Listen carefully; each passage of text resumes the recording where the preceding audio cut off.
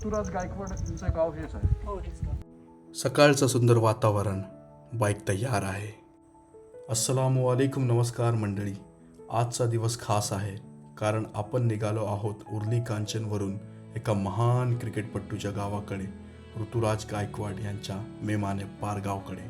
काल रात्री आम्ही इथे पहिल्यांदा बाईक घेऊन आलो आणि आता सुरू करतोय आपला छोटासा पण जबरदस्त प्रवास. चला तर मग सुरू करूया हा प्रवास एका क्रिकेट स्टारच्या गावाकडचा. उर्ली कांचन ते मेमाने पारगाव अंतर जरी थोडं असलं तरी प्रवास अनुभवाने भरलेला आहे.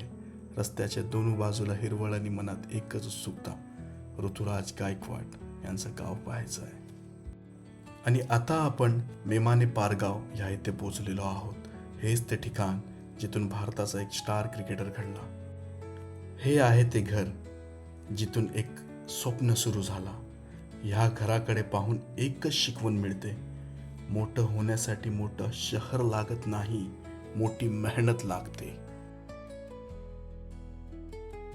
माझं नाव हर्षल गायकवाड. मी ऋतुराजचा चुलत भाऊ आहे. ते समोर बसलेले त्याचे काका.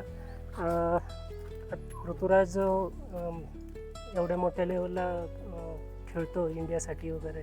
CSKचा कॅप्टन आहे आणि आमचा कुटुंबाचा सार्थ अभिमान आहे तो. शालेय शिक्षण कुठे झाला ऋतुराज गायकवाडचं? त्याचं पुण्यामध्ये झालं. पुण्यामध्येच झालं सर. वडील सर्व्हिसला होते सेंट्रल गव्हर्नमेंटच्या आणि जॉब. क्रिकेट खेळण्याची सुरुवात कधी केली? त्याचे अगदी बाळाचे पाय पाळण्यात ओळखतो त्याप्रमाणेच झालं त्याचं. होय का? वडिलांनी त्याला 3 वर्षाचा असतानाच वाढदिवसालाच प्लॅस्टिकचे क्रिकेट सेट आणला होता. आणि त्याचं ते लहानपणापासूनची खेळण्याची स्टाईल त्यांना ते लक्षातच आली. हा ना. हे आमचे फॅमिलीचे फोटो आहेत त्याच्यासोबत.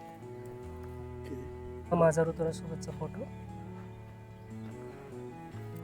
हे तुम्ही आता पाहताय ते ऋतुराजची शेती आहे. त्याचे आई वडील दर विकेंडला येतात शेतीकडं. लक्ष आहे त्यांचं, करतात, आवड आहे त्यांना.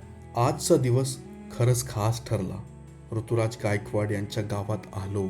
इथे सगळ्यांकडून जी आपुलकी मिळाली ती शब्दात सांगता येणार नाही.